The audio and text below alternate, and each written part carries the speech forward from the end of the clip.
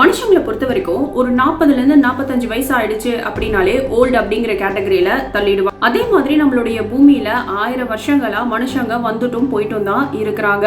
நம்ம பூமியும் பில்லியன் இயர்ஸா சூரியனை சுத்தி வந்துட்டு தான் இருக்குது. அப்படி இருக்கும் பொழுது நம்மளோட பூமிக்கு எவ்வளவு வயசு இருக்கும்னு நினைக்கிறீங்க?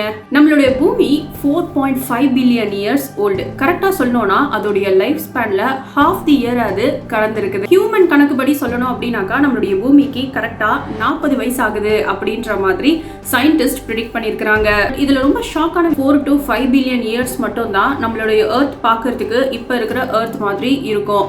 இன்னும் கரெக்டா சொல்லணும்னா அடுத்த ஒரு 1 பில்லியன் இயர்ஸுக்கு மட்டும் தான் மனுஷங்களாலையும் மற்ற உயிரினங்களாலையும் இந்த பூமியில சர்வே ஆக முடியும். இதுக்கான காரணம் என்னன்னா, இப்ப நம்ம பூமியை போட்டு படாத பாடு படுத்துறதுல குளோபல் வார்மிங், அதாவது எர்த்தோடைய டெம்பரேச்சர் சொல்ல முடியாத அளவுக்கு இன்க்ரீஸ் ஆகி கடல் தண்ணி ஃபுல்லா வத்தி கிளைமேட்டிக் கண்டிஷன்ல ஒரு பெரிய சேஞ்சஸை இது கொண்டு வரும்.